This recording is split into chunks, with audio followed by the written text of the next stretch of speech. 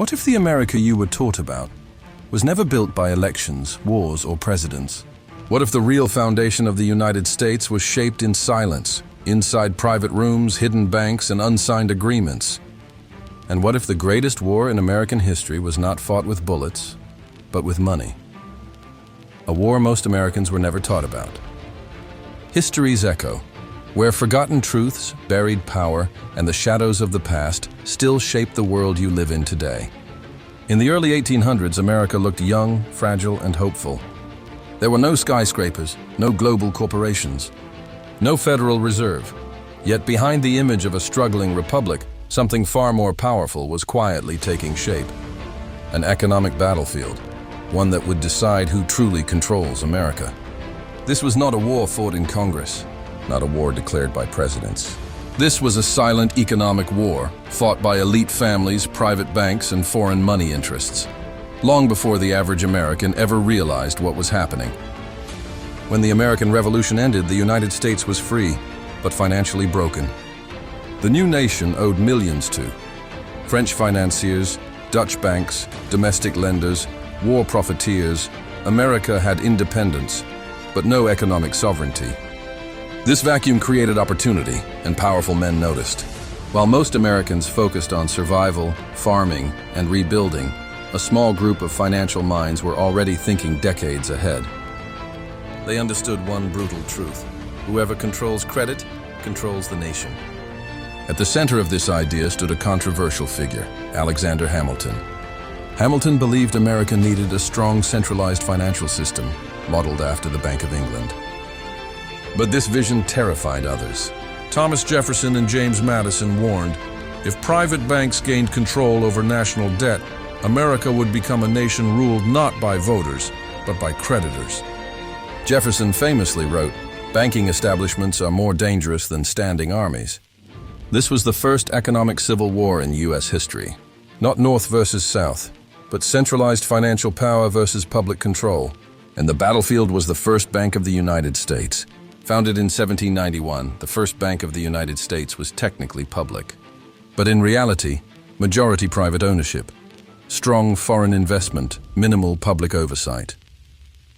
It controlled national debt currency supply, government loans. To its supporters, it meant stability. To its critics, it meant economic slavery. And when its charter expired in 1811, America made a decision that would change history. To shut it down. Without a central bank, chaos followed. Inflation exploded, state banks printed money wildly, speculation ran unchecked, then came the War of 1812.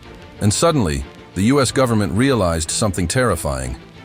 Without centralized banking, America could not fund its own survival.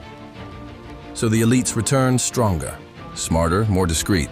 By 1816, the second Bank of the United States was born. But this time the game was different.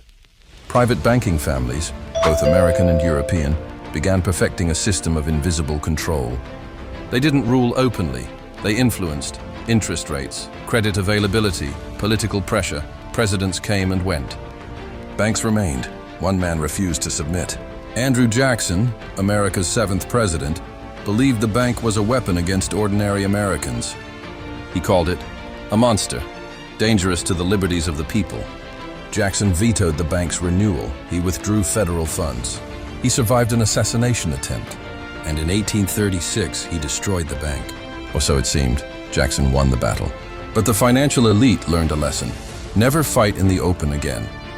From that moment on, American banking power moved underground, into private trusts, investment houses, railroad financing, industrial monopolies. By the late 1800s, names like Morgan, Rockefeller, Vanderbilt would quietly dominate the American economy without ever needing a central bank. But this was only the beginning, because the greatest financial consolidation in American history was still coming. And it would happen behind locked doors, on a private island, far away from the American people. When Andrew Jackson dismantled the Second Bank of the United States in 1836, many Americans believed they had won. The monster bank was gone. The president had defeated financial tyranny. Democracy had prevailed, but power does not disappear. It adapts, and in America it learned how to become invisible. What followed was not freedom, but the rise of something far more dangerous: shadow banking. After Jackson's victory, the US entered a new era. There was no central bank, no unified monetary authority, no single institution to blame. Instead, power fragmented and quietly concentrated. Private banks, investment houses, and trust companies began operating beyond public understanding. They didn't need laws, they didn't need votes. They controlled credit. And in a growing industrial nation, credit meant everything. By the mid-1800s, America was expanding westward. Railroads were the lifeline of progress. They connected cities, markets, and resources. But railroads were expensive. So who financed them? Private banking houses. And with financing came control. John Pierpont Morgan was not a politician. He never ran for office. Yet by the late 1800s, no man wielded more economic power in America.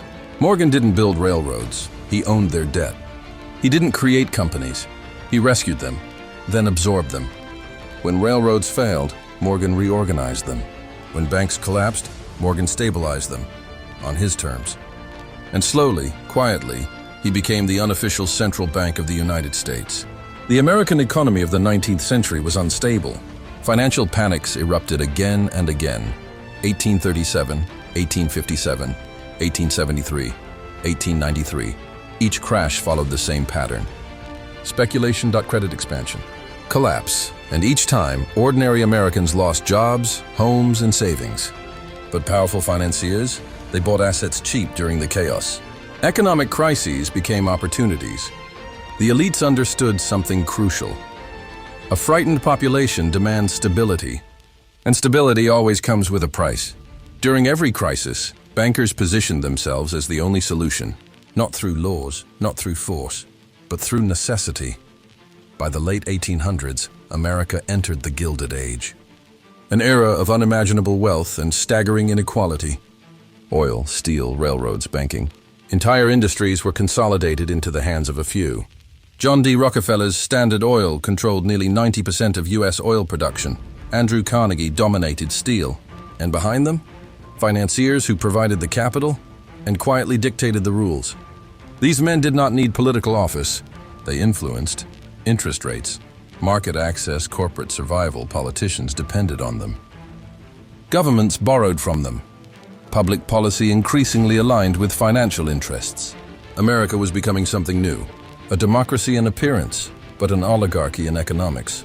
Another uncomfortable truth was rarely discussed. Much of America's financial system was connected to European capital. British and European investors funded railroads, held U.S. bonds, influenced American markets. This meant American prosperity was often tied to foreign interests. The country was sovereign in name, but economically entangled. In 1907, the system finally cracked. A failed stock speculation triggered a nationwide banking panic. Banks collapsed, markets froze. Businesses shut down, and once again, the government was powerless. So who saved America? J.P. Morgan. Morgan summoned bankers to his private library. Doors were locked. Deals were made behind closed walls. He personally decided which banks survived, which institutions failed, where money would flow. The crisis ended. Not because of government action, but because one private individual intervened. The message was clear. America could not survive without centralized financial coordination. The panic of 1907 terrified the elite, not because the system failed, but because it relied too much on individuals. They needed something permanent, structured, official but also out of public control. This realization led to secret meetings, coded discussions, and a plan that would redefine American power. Within a few years, America's most powerful financial minds would gather in total secrecy. No press, no records, no public knowledge. They would design a system that appeared public, but operated privately. A system that still governs American money today. The economic war was about to enter its final phase, and it would begin on a remote island where democracy was not invited. In November 1910, something extraordinary happened. Under the cover of darkness, America's most powerful financial figures boarded a private train in New Jersey. They used fake names. They avoided reporters. They told no one where they were going. Their destination, Jekyll Island, Georgia, a private island owned by the wealthiest elite in America. And what happened there would quietly reshape the future of the United States. These men were not criminals. They were bankers, senators, and economic architects. But they understood one truth. If Americans knew that private financiers were designing the nation's monetary system, there would be outrage, so secrecy became essential. Among those present, representatives of J.P. Morgan interests affiliates of Rockefeller's financial empire, a U.S. senator deeply tied to banking power, experts from major Wall Street institutions together, they represented an overwhelming percentage of America's capital. This was not a government meeting. This was power negotiating with itself. The American economy was too unstable. Frequent panics, uncontrolled speculation. No central authority, but the solution had to meet three conditions. Appear to be government-controlled, be operated by banking elites. Avoid the word central bank. Why? Because Americans hated central banks. Andrew Jackson's legacy still haunted them. The solution was linguistic and structural brilliance. They would create a federal system to sound public, with reserve banks to sound safe. Owned and operated by private institutions, it would not be called a central bank. It would be called the Federal Reserve System. Under this new system, currency issuance would be centralized. Interest rates influenced quietly, credit expanded or restricted as needed. The public would believe the government controls money. In reality, private banks controlled the levers. Of course, the public could never be told the truth. So the plan was reframed. The Federal Reserve was marketed as a stabilizer, a protector, a safeguard against panic, and after years of lobbying, debate, and political maneuvering. In 1913, the Federal Reserve Act passed. Quietly, just before Christmas, when most Americans were not paying attention. From that moment forward, the U.S. government no longer controlled its own money supply. It borrowed currency through the Federal Reserve. National debt became permanent. Money was no longer just a medium of exchange. It became a tool of policy. Only a year later, World War I erupted in Europe. America entered the war in 1917, and suddenly, the new system revealed its true power. Wars required massive funding. The Federal Reserve made it possible.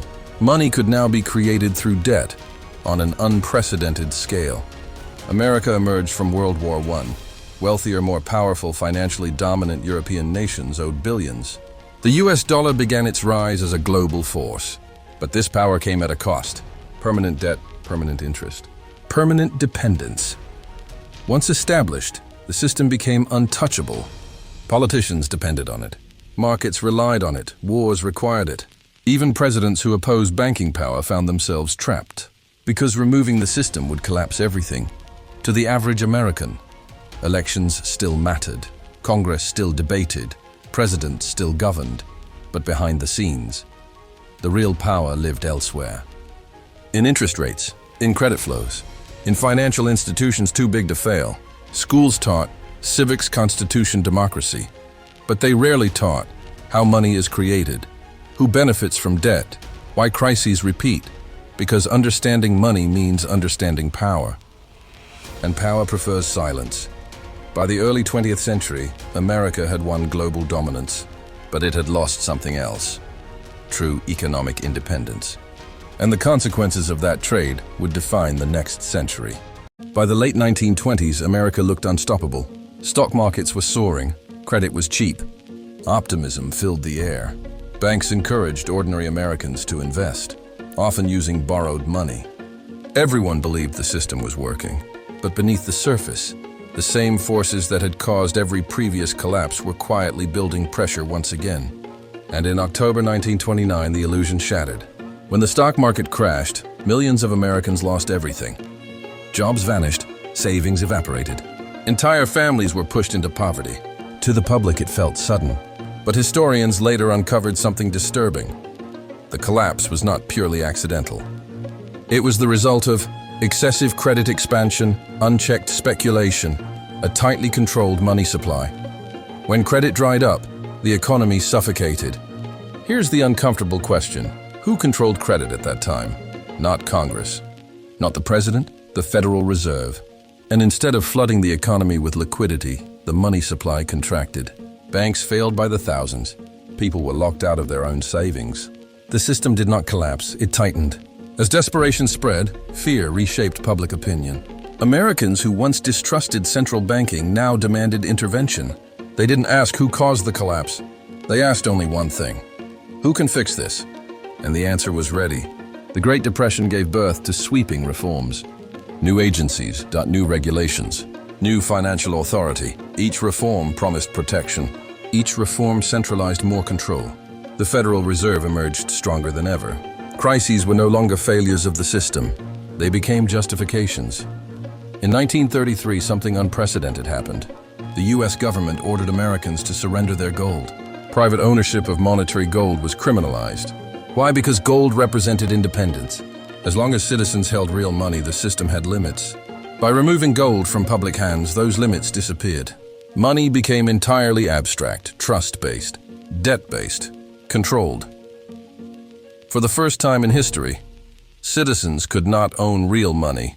Currency was backed by confidence alone. Government power over finance was absolute. This moment quietly redefined freedom. Economic liberty was replaced by economic management. Another war arrived. And once again, the system proved its value to power. World War II required unimaginable spending. Trillions were created through debt. Factories boomed, employment surged. War ended the Depression, but it also normalized something dangerous: permanent deficit spending.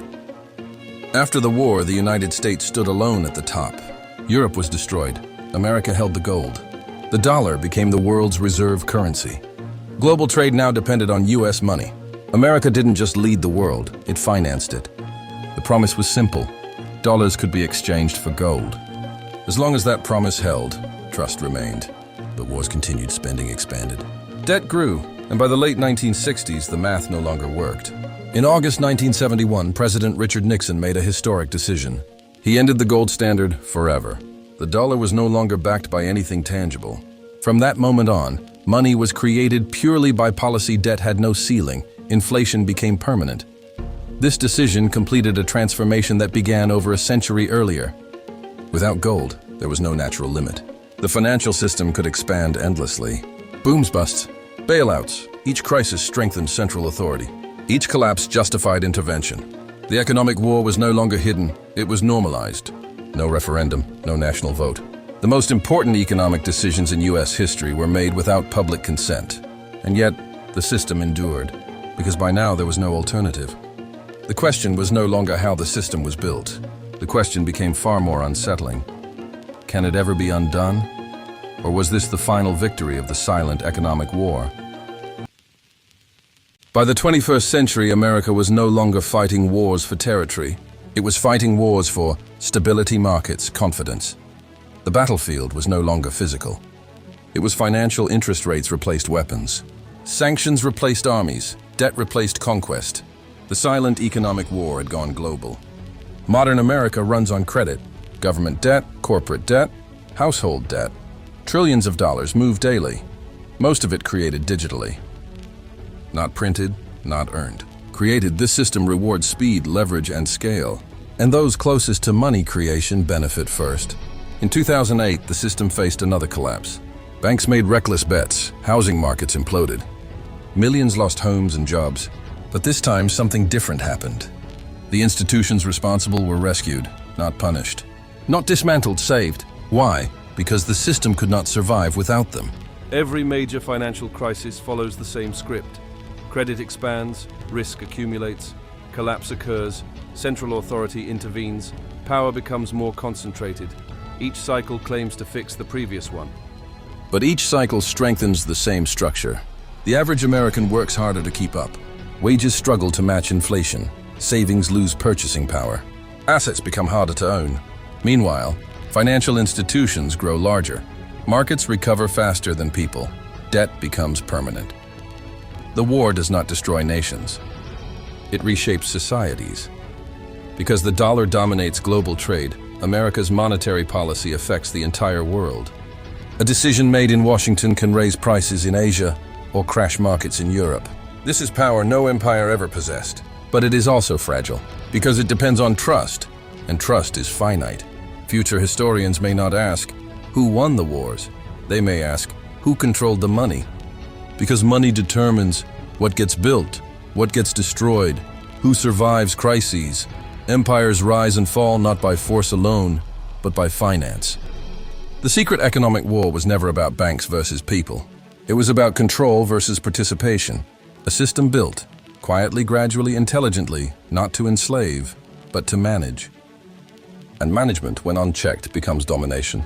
History shows something important. Every financial system believes it has found permanence. None ever do. Change does not arrive suddenly. It arrives when understanding spreads.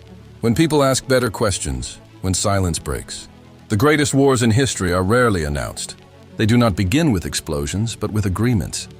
They do not end with surrender, but with dependence.